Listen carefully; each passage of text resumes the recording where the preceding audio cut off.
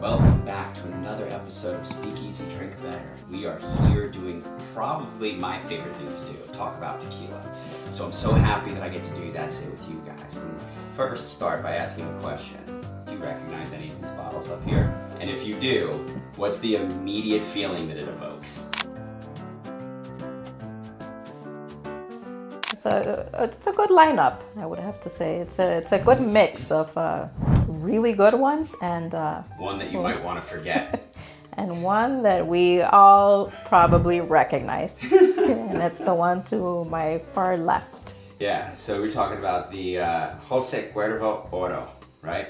Yeah. Yep. So, oh my God. Or better known as Spring Break Tequila. And the one we'd rather forget. Yeah, it's the one that it's shown up to a lot of parties and ruined a lot of nights. That's for sure. You know, it's crazy. There's actually, I mean, in my opinion, there's a reason for that. We'll talk about it a little bit, but that's what I was going for. It's like, you recognize one of these, and this is the one that everybody recognized. So, reason why we're talking about this today is because we want you guys to be smart shoppers when you go out and you purchase bottles of tequila. For me, tequila and I never really got along, especially in college. So we were talking about spring break tequila, right? My first experience was with this. I never touched it again. Luckily, I didn't have a crazy drunken night on it, but I'm sure you guys probably have, and I'm sure you guys probably have at some point. So we're going to talk all about why you should be really cognizant of what you're buying. Because not all tequilas are created equally. That's correct. So let's not measure every tequila against the Jose Cuervo Especial.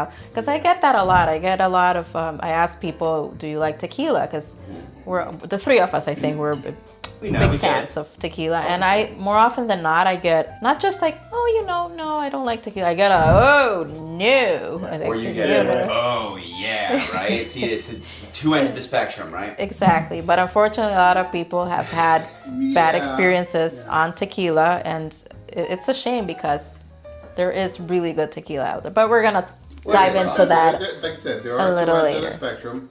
The more appreciative end of the spectrum is younger. Now that it's really picked up over the past, say maybe 10 years. I would say so. 30% year over year in growth. If we look at it, its overall growth in the market. Yeah, it's the fastest growing spirit category, Agave. It used to be, it was some of that stuff that came out of Mexico, which was guys who was growing it and distilling the stuff, and like anything else, they discovered the process and how to improve it. And there goes how the industry blew up, and there's a great products we have out there today. Well, the worst part about it, I mean, that is true, but the worst part about it is they discovered how to make it better, but then they discovered how to make it cheaply and in big factories. Yeah. And that's unfortunately what's happened and gone by the way of Jose Cuervo. So what I'm going to do today is talk to you a little bit about shopping for tequila and what you should be looking for and what you should not be buying. So guys, be ready to take some notes because our expert Agave. Here we go. So just for my, just so you have my background and I'm a certified tequila professional by the Consejo Regulador de Tequila, and I learned all about this stuff.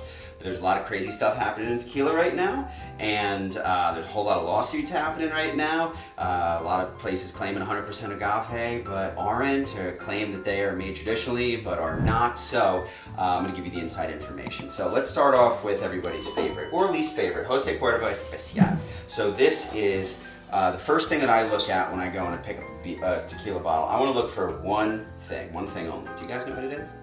No, but you're going to tell me. I'm going to tell you. So I want a bottle that says 100% de agave, 100% de agave, or made 100% agave. What that means is 100% Blue Weber agave was used to make that tequila. Now, when you pick up a bottle of Jose Cuervo, it says made with blue agave, gold tequila. You cannot call it Reposado. It does not qualify to be a Reposado. That's why they call it gold or oro. If you see those two words, you are not drinking 100% agave tequila, okay? So that's our first mistake. Second mistake is not knowing how these things are made. I'm gonna tell you. Mass-produced tequilas, the tequilas that cost somewhere between that $15 to $25 mark, and in some cases even more expensive, those tequilas tend, right, the big mass-produced ones that you see everywhere that have all the advertising, tend to be made by what's called a diffuser.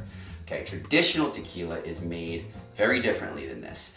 This tequila I need you to imagine a giant steel drum that's filled with acid and hot water. They take the uncooked agave piñas after they take them out of the field, right? Cut in quarters, and they dump them in this big machine, and they spray them with acid and hot water to strip out all of the soluble fruit tannins, right? So what happens is you have this slush of soluble sugar that can be turned into alcohol, but has no flavor of agave because the agave isn't cooked. It is sprayed with acid and hot water. Now, what they have to do is they have to add all the flavor back into it, and that's where we get into additives. So when you talk about non-additive tequila, right? Sin aditivo, what you are hoping for is something that is not inclusive of anything like any kind of caramel coloring, any kind of dye, any kind of added sugar, glycol, anything like that. There's 5 things that you can add to add up to 1% of the total volume, but anything in there is unnatural. It's all factory made, except for maybe agave nectar. But even then, anytime you add additives to tequila, you are not getting the truest expression of the tequila. And honestly, you're also not getting any of the benefits. And it's made by roller mill. They don't use traditional methods, right? So we should talk about how tequila is traditionally made, okay? So the yimadores, the people who will cut down the agave, they go out into the fields, they take ripe 7 to 8 year old agave, they bring it in after cutting it down, cutting the pencas off, right, the big leaves. They bring that into the hacienda or the distillery. They'll chop it up, right, into quarters, and they'll throw it in the horno, okay, or they'll put it either into a wood-fired oven or into what's called an autoclave, which will be a steam-powered oven, okay. Either way, what they're doing is they're cooking the agave to the point to bring out the soluble sugars. Okay. From then, that wort, right, that aguamiel that comes out of the agave is then pressed into a pine vat or some other type of receptacle, is introduced to yeast either ambiently from the sky, from the surrounding areas, or there's pitched yeast, right, factory yeast that goes into it. It ferments, and then it's distilled twice. By law, tequila has to be distilled twice. Now from there, you can either put it into glass or carboy, right? Some big, like almost, I want you to picture like an old school like water cooler, or a big stainless steel tank, and then from there it ferments, and then you distill, and then from there it goes into the bottle, or it might go into a barrel, and that's when you get the different colors. Now let's start at the very first. So for me, if you're drinking tequila blanco, what I'm looking for is on this label right here. This comes from Arte Gnome selection. This is a project that was done by Terra Nova Spirits.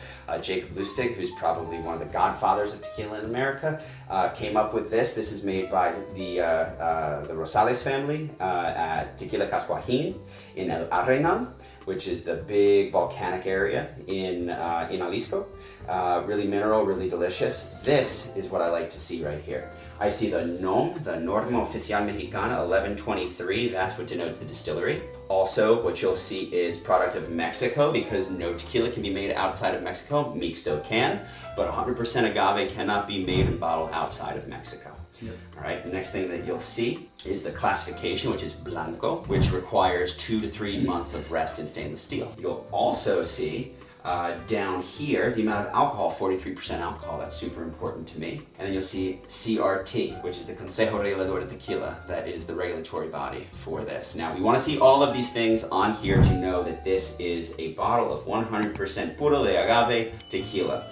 Now, for me also, they include the lot number, and they also include the elevation where this comes from, which is very high. So the more information that you see on your tequila bottle, the more likely it is a high quality product. If they use buzzwords like gold or made with, if they're trying to hide something, you'll know about it, because these guys don't try and hide. So this is a great bottle. This is going to be somewhere around that $60 mark. It's totally worth it. It actually ages for 28 days in an tequila barrel. So a Reposado tequila barrel will rest, pick up a little of the flavor, but it's under 30 days, so it doesn't classify as Reposado. So cool little fun fact about that. So, yes, just to tell our audience, is tequila a denomination of, or does it have to come from Tequila, Jalisco? So there is a town in the state of Jalisco which is called Tequila. Correct. That's where tequila comes from. So it can. Because you said it has to come from Mexico. But there are, I believe, 5 states in the DL. So you have Jalisco, Guanajuato, Michoacán. You have a couple others that I'm forgetting right now. But there are multiple states that it can come from, but And still be called tequila. and still be called tequila. Okay. Yep, absolutely. But those states, and there's one in the north that I can't remember, but it doesn't make sense because blue Weber agave is never grown there. But anyway, it doesn't matter. It's kind of a colonial thing almost, like the people who own the area dictate what tequila is meant to be called and where you could make it, so that they could make money off of it, right? That's how all this happened. These families here that we'll be talking about, they're not a member of that consortio. This is a family that's been doing it since the early 1900s, I think 1903. The next one we're talking about is Reposado. Now, what does Reposado mean in Espanol? Aged, rested, right? Rested. So, Reposado, by rule, has to be in a barrel. Yep. Okay, so it has to be at least 3 to 6 months in a barrel. Okay, 2 to 4 technically, but 3 to 6 if you want good quality. And some of them will go as far up to 12 months. And you can still call it Reposado, okay? Now this is made by Felipe Camarena at El Bandillo Distillery, which is one of the higher elevation distilleries in Jesus Maria in Jalisco. This guy is a 4th generation Maestro Tequilero, and what you'll see is G4 stands for Generación 4, right? Now you'll see on the front, there's a little bull, right? You'll see right here, so the bull and the agave, and then that circular wheel thing right there, that's a tahona, okay? So a tahona is a big volcanic stone wheel that they use to traditionally grind the agave after it's been cooked to press the juice, and then they take that juice and they put it in the vat, and then they ferment it, and then they distill it. But it starts, and then we drink it. But or it rests, and then we drink it. But this is an example of an artisanal product made by a 4th generation Maestro Tequilero that is one of the most delicious bottles of tequila you'll ever see. You'll see on the back the nom, which is 1579 on this one. You're going to see also a DOP with Denominación de Origen Protejada. So this is a protected product of Mexico. It cannot be reproduced or made outside of Mexico. It cannot be bottled outside of Mexico, and it must be marked by the Consejo Regulador de Tequila in order to go for export. You know what, I love this too? Because any good bottle of tequila is signed by the Maestro Tequilero, and you'll notice Felipe's signature is right there. This is delicious, and you'll notice that the color is nothing like this. You see? Oh, this has added colors. This has no added color whatsoever. Now, let's move on to our next one, which is also Reposado. This Reposado is... And it's a Jose Cuervo. Cuervo tradicional, right? So tradicional, the método tradicional is essentially, you know, what we talked about with the tahona. They use a roller mill here. They cook the agave, but you never really know. You gotta do your research, and a great place to go if you're ever questioning what's in my bottle. Tequila Matchmaker is a great place for you to go. This is kind of the higher end, not Reserva de Familia, which is an Añejo or extra Añejo, but this is kind of the higher end, and there's a beautiful story on the back of this bottle, and it has a lot of the same things. The Norma is on here. 100% de agave, and what's really interesting too, this is 38% alcohol, which means this came from Mexico, because the minimum in the United States is 40% alcohol. So that's a fun little catch, fun little piece of trivia information. If you see anything lower than 40%, it probably came from Mexico. Now, if you were to drink these side by side, the flavors, the differences, I'm just going to say you're probably going to like this a lot better because it doesn't taste like chemicals. However, I haven't had a bottle from Mexico, so I can't say. I hope we maybe get to try one side by side after the episode, maybe as a little bonus, and we'll see what kind of flavor differences we have. Same class. Now, the last one, and this is where it gets important for all my bourbon drinkers, all my whiskey drinkers out there, Tequila Añejo, especially Tequila Añejo that's made properly, is something that you would definitely love trying, because most of the wood that they use is ex-bourbon, but not in this case. This comes from wine barrels, specifically Loire Valley wine barrels, specifically Cabernet Franc barrels. This is made by Guillermo and Enrique Fonseca. These guys, it's an uncle and a nephew that make this. And this is from NOM 1146. This is 100% additive-free tequila, just like these two are. Can't say the same about this, but these two. The story behind this is absolutely crazy. We'll get into it another time. But all I'll say is this is a beautifully made bottle that deserves attention. If you're going to buy tequila and you want to have a great experience, Don Fulano is absolutely spectacular. And on that note, we're looking at a price point of Somewhere around 80, this, 90 yeah, the mark. $70 to $80 mark, depending on where Yeah. you're at. The prices have gone up considerably, Yeah.